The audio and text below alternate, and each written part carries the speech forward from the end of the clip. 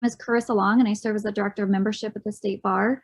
I've been here for 14 years this June, and my partner in crime, who is also on the Zoom meeting today, is Julie Gott, and so she's our membership coordinator, and she's been at the State Bar for an impressive amount of time too. So from a volunteer standpoint, our goal is to make sure that this program is easy for you and that the load is light. So today's training is not meant to overwhelm you. But we do want everyone to feel adequately prepared and supported. Today, we will briefly give an overview and share some data with you. And then we'll take a look at the digital toolkit that we've created and the spreadsheet that everyone will use. And of course, we'll leave time for questions. If you do have a question at any point, though, please go ahead and ask it. We're a small enough group that we can just make this conversational. At a certain point, I will be sharing my screen, so I won't necessarily see everyone's face on the side. So if you have a question, just go ahead and speak up. Don't raise your hand.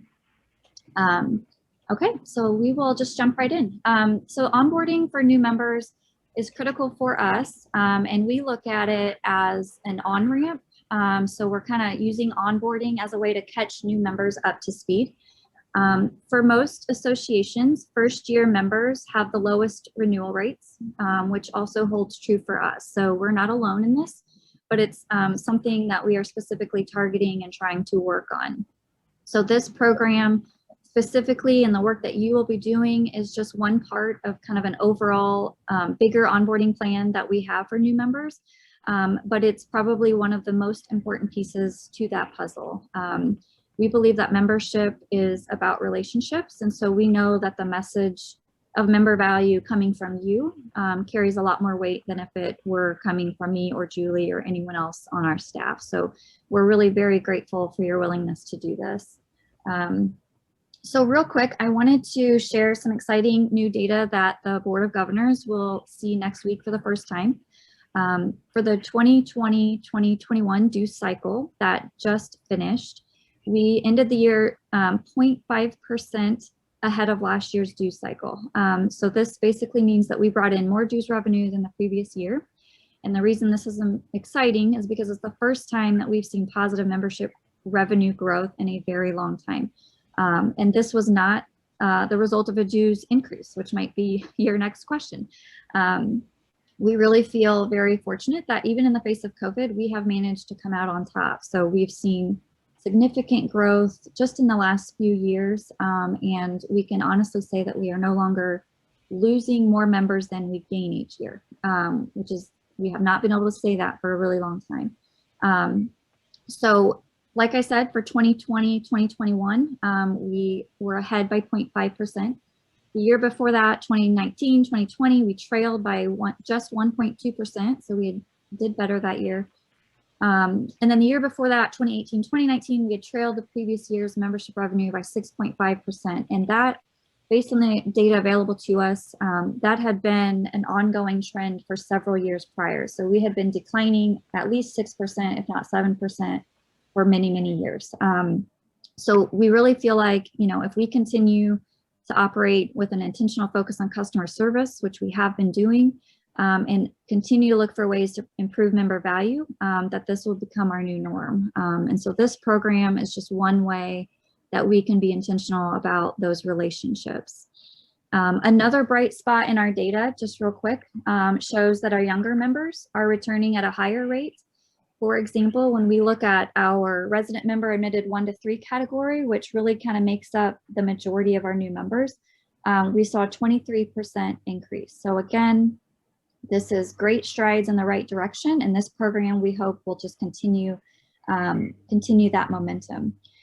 We have pulled data for specifically for new admittee renewal rates going back a few years, and that's the type of data that we're going to try to use to sort of evaluate whether this program in particular is successful and making an impact. So we believe that this program will be super important and will make a huge impact, but we will certainly make sure that the data supports that so that we can know that all of your time is being well spent. So one quick thing about retention versus recruitment that I wanted to touch on is, so this increase really supports the idea that if we continue to focus on students and new admittees, which makes up the majority of our new members, that we are primarily in the business of retention and not recruitment. So let me elaborate on that for just a minute because I think it's that important. We have partnerships with all 3 law schools in Indiana. And so all law students have free membership the entire time they're in law school. The law school provides us with a list at the beginning of the school year. We import them and they are off and running. Once they graduate law school, we roll them into our law school graduate category where they continue their membership for free. And at which point they, once they're admitted to practice law, they come to us as a new admittee member. And so the first year membership is always free for our members as well. So essentially we have 4 years with every new lawyer that is admitted to Indiana. And so we have that opportunity to convince them of the value that we offer. And so that is why retention, not recruitment, is the name of the game. We will always do some things to recruit members. But for the most part, it's just about focusing in on these younger lawyers and showing them the value of membership. So let's talk about just real quick the goal of the program, which you all know is to make new members feel welcome and when appropriate, familiarize them with things that the State Bar has to offer that will help them. But also it's perfectly okay if you point them somewhere else based on where your conversation goes. So for example, you will probably talk to a lot of brand new lawyers, so new admittees, and CLE is often top of mind for them.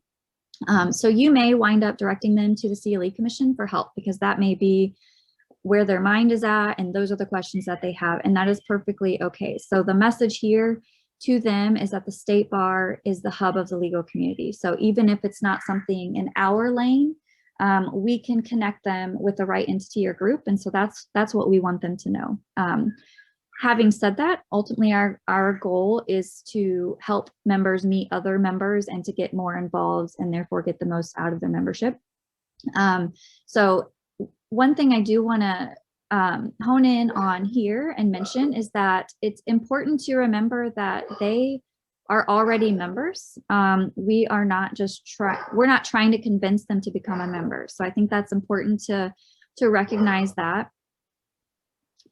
Sorry, I'm going to pause for a second. I do apologize. I think my dog is getting excited, so hopefully that doesn't cause a problem. So the thing that I wanted to really kind of mention here is that we just want to be careful that we're not pushing information at them. It's really important to listen. You could honestly approach this as an opportunity to check in on them, to see how they're doing and see if they have any questions in general or about membership. So we just want to make sure that it's not a pushy sales call. So thankfully that is not what you have to do. It's much easier than that, really. Okay, I will pause for a second. If there are any questions before I share my screen and we take a look at the digital toolkit, please go ahead and ask that now. Okay, seeing none, I will go ahead and share my screen and then we'll take a look at the digital toolkit together.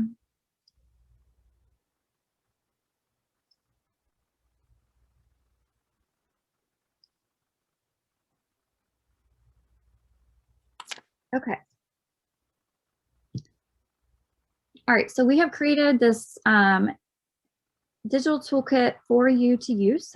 So this toolkit is here to help guide you if you need it, but it's not necessarily meant to provide step-by-step directions.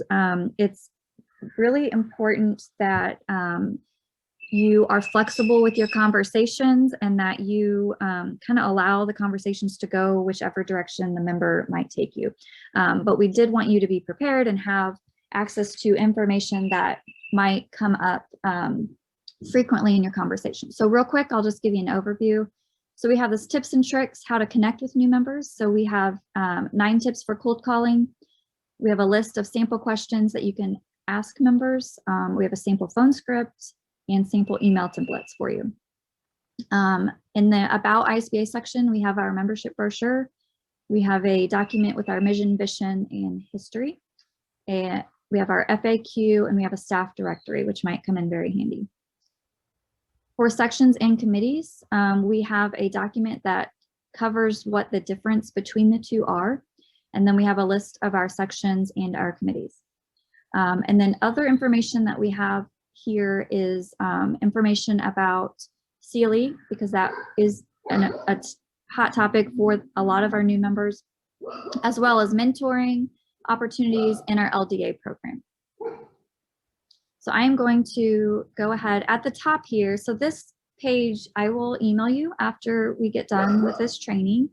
And so you'll have access to this. At the top here, you can click to download all materials as a single PDF. So if you don't want to access these as individual documents, you can simply click here and have everything right at your fingertips.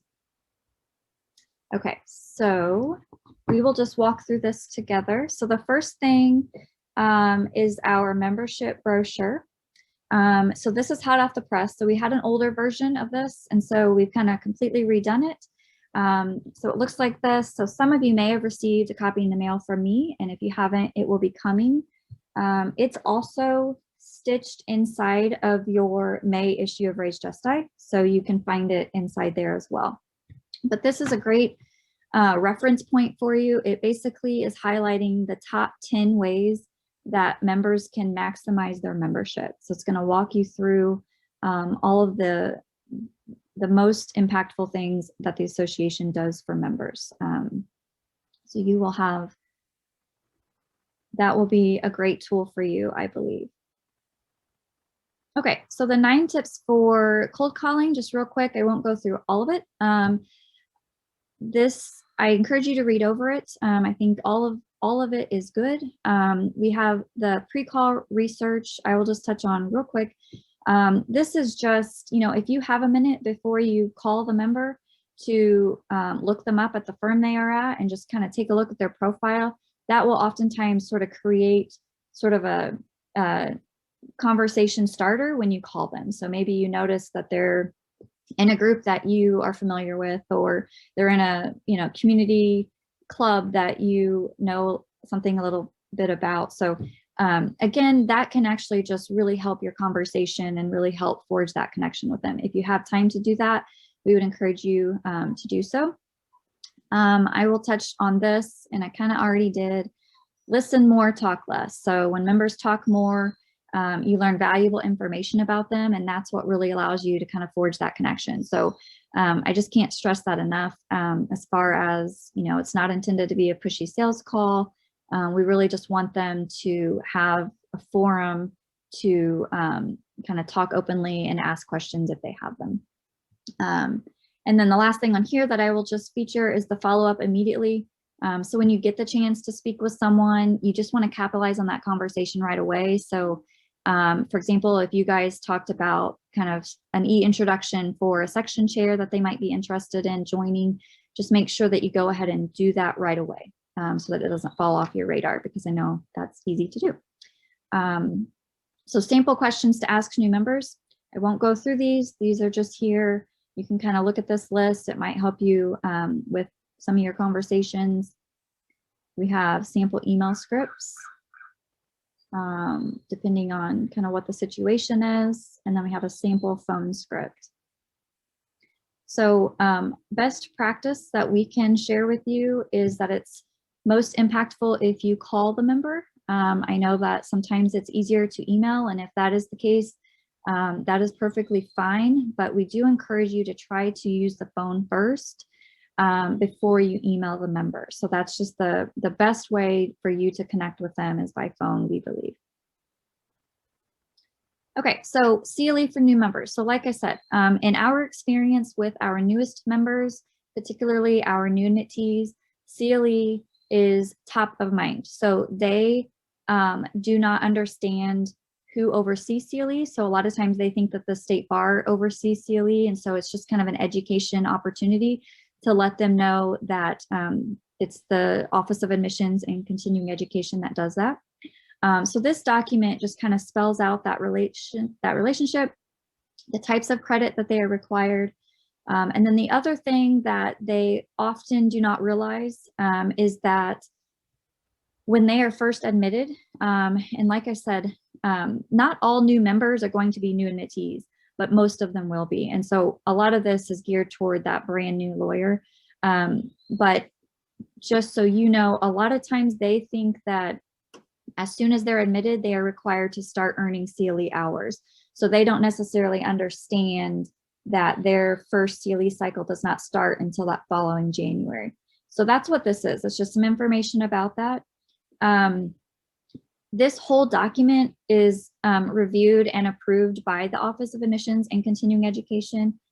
We actually send this information out twice a year to new lawyers just so that they have an understanding of it.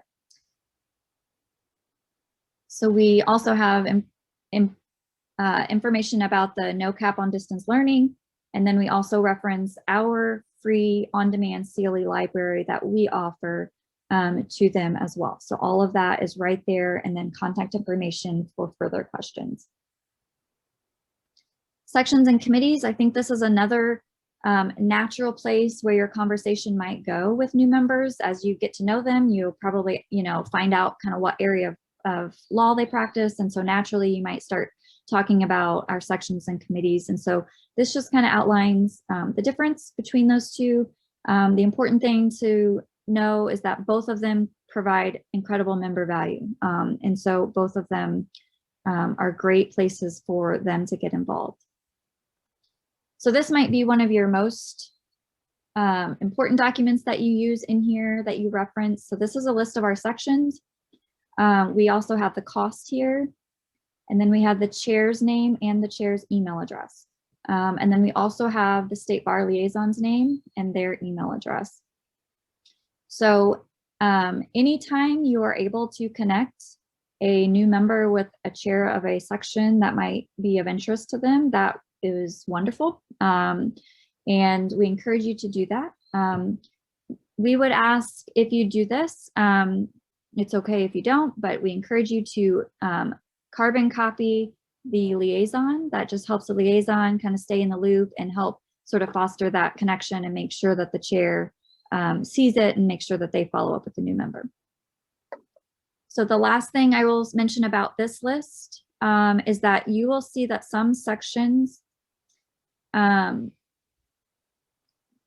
will say not currently active. So there will be no chair listed. Oops, oh gosh, so sorry. Shouldn't have done that. Sorry about that. Okay, so I just want you to note that we do have some sections in here that say not currently active. So the worst thing we can do is drive a new member to join a section that provides no member value. So these are sections that I felt like they needed to be listed because we do offer them. They have not officially been sunset, but they're not busy. They're providing no member value, and there's no current chair in place. So just make note of those and just make sure you don't drive members to those groups. So this is a list that is not really available to the common member. So this is kind of special access for you to just kind of know about that. So the State Bar, the list of committees is same thing, chair's name, emails, liaison. All of our committees are fairly busy. There's no special notations about them. So those are available. And then here we have our staff directory. So everyone on here is available to you and to the member that you speak with should you need anything. So the mentoring opportunities. So again, this is kind of another place where your conversation might naturally go. This program, we don't intend for you to mentor each person you talk to. So if they're interested in mentoring, we want you to know about our mentoring programs. We basically have 2 official mentoring programs in place right now. We kind of have our formal mentor match program, which is a great program. We've had it for a while. They do get to earn CLE if they participate. The thing about mentor match that I will tell you is that it's basically a 1-year commitment. And it's a pretty in-depth commitment on their part, and it's very structured. So that's kind of the difference between that program and the other one that I will tell you about. So the Young Lawyers section, Young Lawyers Networking and Mentorship Initiative, is a brand new thing. And I know Sarah's on here and she's chair of that group. So feel free to step in if I misspeak at all, Sarah. But this is a brand new program. It is more of a group mentoring concept, and it had great success. So they did a spring session. Basically, it was around 25 members, I believe. Maybe that's not right. Yeah, I think we had about 50 young lawyers. That's right. Okay, I knew that was. Thank you, Sarah. So I believe the plan is to offer this again in the fall. So as information comes available about that, we will make sure that this group, that all of our ambassadors get an email and know about that, so that in your conversations, you can be sure to let them know about that opportunity. But this is just, both programs are fantastic. Bottom line that I would just tell you is that whether they want to participate in one of these organized programs or not, we will match anyone at any point throughout the year that wishes to be connected with a mentor. So just please let us know if we can help facilitate that type of a connection. Okay, so LDA, I know I'm preaching to the choir with this group in particular, because I know so many of you are LDA graduates. This is, of course, one of the best things that we offer at the State Bar for our members. From what I understand, applications for 2022 will become available around November. So that's just something to keep in mind. This is a great experience for members to have. And so this might be something that you can let new members know about, so that they can kind of watch out for that application when it comes out.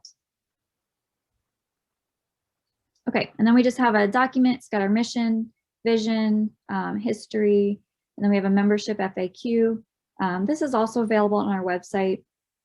I won't, of course, go through it, but it does have a lot of different types of questions that you, or information that you might not find anywhere else. So for example, it'll kind of walk you through, like, do you have to be a member of the State Bar? Because that might be a question for a lot of our new members. They don't necessarily understand the difference between, their annual fee to the court and their membership fee and stuff like that. So this might be a valuable resource for you as well.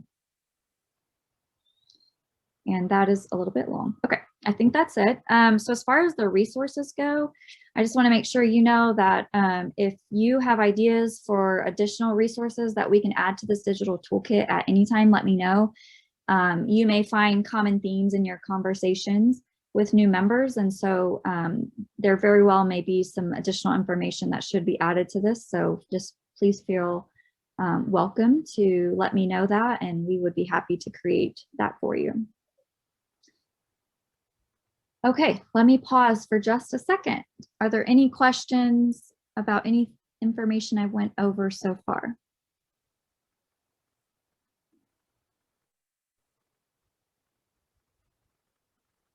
Okay, perfect. We will keep going. So just real quick to go over sort of the expectations, which for the most part, I know that you've seen them. So we see sort of the role of ambassadors, and we have kind of 4 bullet points here. Call or email the new members assigned to you, or actually you will sign up for the member, and we'll get to that in a minute. Determine the objectives of the new member. Offer suggestions of ISB programs and resources that meet their needs, and then invite the new member to attend at least one event you're going to, whether in person or virtual, and introduce them to other members. Okay, so each month, when you review the list, we encourage you to contact at least one new member. If you're able and willing, please feel free to reach out to more than one new member, of course. There will be some instances that will require us to kind of rally together and reach out to more than one. So for example, following the 2 admission ceremonies that happen every year, we might need to kind of all jump in and do a couple extra people. It'll be all hands on deck at that point, but most months will be manageable for us, I believe. So my thought is that the scope of your interaction with each new member will include a phone chat followed by an email. So even if you speak with a member over the phone, it would be great to follow up with an email. That just kind of allows them to file it away. And if they have a question later that they just didn't, couldn't think of on the cuff or off the cuff with you, they can follow up and email you later. On top of that, we would just encourage you to invite them at some point to maybe an event that you are already going to. So again, we don't want this to be strenuous on you, but if you're already attending a program, you might just let your people know that you're planning to go, and just let them know. And if they want to go, that would be great. If you cannot get a hold of the member, I think that if you've at least made 2 attempts by phone, maybe leave a voicemail, and then just simply send them an email and be done. So you've at least opened a line of communication with them, and that is good enough. And so just know that, we don't anticipate that you are necessarily going to make contact with every single person. Okay, so I will go ahead. The last thing that we really have to take a look at is the tracking sheet, and then we will wrap this up together. Let me go there. Okay, so I will just kind of walk you through what is included in this tracking sheet. So this is what you will get at the first of each month, and we will all be working in the same spreadsheet. So this is a Google spreadsheet. So the beauty of this document is that it's a live document, meaning that changes happen in the moment. So if 3 people are looking at this document at the same time, and one of you signs up for a member, that your name will pop up as someone is looking at it. And so that kind of keeps us from signing up for duplicate members and that sort of thing. So the spreadsheet it will have their county, it will have the date they were admitted, we'll have their first name, middle name, last name. We'll have the join date. So the join date is the date they joined the state bar. The membership category, the dues rate, just as an FYI, their email, phone, employer information. And then these 3 columns in gray will be the columns that you use. So you will put your name here. So I'll get into that in just a minute, but these are the columns that you will use. The other thing to note about this spreadsheet is that it is organized by month. So down here, there are different tabs. So when we send the link out on June 1st, you will simply look at the June tab. And so what you will be looking at this first time, you will be looking at all new members who joined in the month of May. And so the join dates should be, they will all be a May date. So I did go ahead and include some new member data in here just so that you could see kind of what that would look like.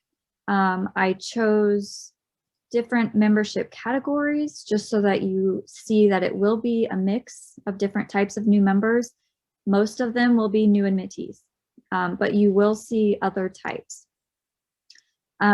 We do have affiliate member ambassadors. So anytime you see a paralegal or a law librarian or legal administrator, that sort of thing, just know that there will be affiliate ambassadors to tackle those that outreach, because they will be able to kind of talk the same language that way. Okay, so I think, let me look at my notes and see kind of where we're at. Okay, so real quick, as far as the process, like how it's going to actually run for you, on or around the 1st of each month, depending on kind of what day of the week that falls on, you will get an email from me and it will direct you to this tracking sheet. At that point, okay, let me, I think I'm out of order, so I want to make sure I don't miss anything. Okay, so when you get that tracking sheet, you can review the list and sign up to reach out to a member by typing your name in the field. So we're not going to assign people to you. You will just simply look at the list, pick, maybe look at what county they're in, or, however you want to choose who you reach out to, but just put your name right here. And then once you have made contact with them, or if you haven't made contact, but you've done your due diligence and you have tried, just simply check that, and it's going to highlight that whole column green so that everyone kind of knows that that has been taken care of. The notes section is there for you so that if you're talking to them and they go ahead and let you know that they have a new email address or they have switched firms, anything like that that you think we should make note of in our membership records for them, please feel free to put that information there. So on the 15th of each month, so basically in the middle of the month, Julie and I are going to make it a priority to reference this list. And honestly, we hope to look at it more often than that. But at bare minimum, we will be taking a look at this on the 15th of every month. We will look to make sure everyone has been picked up by an ambassador. If they haven't, we might send a reminder email out to see if anyone can pick those people up. And we will also take a look at the notes and make any kind of follow-up or any updates in their record that we might need to do as a result of what you have told us. So if you talk to a member on the 1st and maybe it's something you put in the notes, but you don't think it should wait, half a month, 2 weeks before we do something about it, feel free to shoot us an email. We would be happy to follow up with them if they have, a specific question. We would be happy to do that. So just know that whatever you leave in those notes, we will see. But if it's needs to be more timely than that, just go ahead and shoot us an email and we'll take care of it right away. Okay, let me check my notes to make sure I have one over everything. Okay, so only last tip I will tell you is when I send this information out, I would just encourage you, you may have your own system, but I would encourage you to bookmark this tracking sheet and the digital toolkit. So that's kind of what I've done. This will just help make the digital toolkit easily available to you, and also the tracking sheet. So anytime you want to go back and reference it, you've got it right there. You don't have to dig up an email from me or wait for me to send out the next email, that sort of thing. So let me go ahead and stop screen sharing. Okay. So I know that was a lot. Are there any questions from anyone? Anything that I did not cover?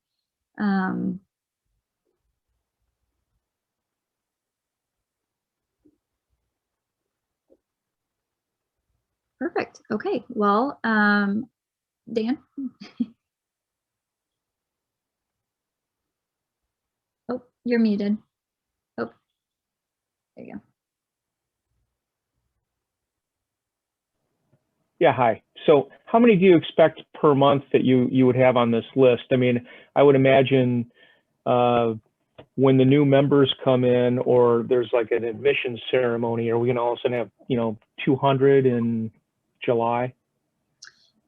So, so we're kicking this off in June, so it will include the May admission class. This year's May class was the smallest Julie and I can remember ever being. So we only had 58 new admittees come through that ceremony. And so when I checked like 2 days ago, we had about 70 new members in the month of May. So that's what your June list is going to look like. So that is a lot for May, but most months will not have that many. October obviously is going to be the biggest class. So what we would envision is maybe doing another push for more ambassadors in the fall to kind of help us get ready for that. Also, staff and the membership committee can also jump in and help with that fall class. So that would be basically November's list. So when we send you a link in November, it's going to have all of the October new admits, and that will be a larger group. But otherwise, it should be a pretty manageable list. Okay, so I know you had 2 of these seminars. I see about a dozen of us on this one, and you had one yesterday, right? Right. How many what I'm trying to figure out is, what's a reasonable amount of this first chunk? If we see, 70 people, would the goal be each ambassador to reach out to how many, like 3 or 4 from that big list? So we have about 40 ambassadors signed up right now. Okay. And so, for example, so if we have, right now we're at 70, so maybe by the end of the month, it'll be a little more. So for example, in June, if everyone reached out to 2 people, we would cover everyone. Great. Okay, thanks. Yeah, you're welcome.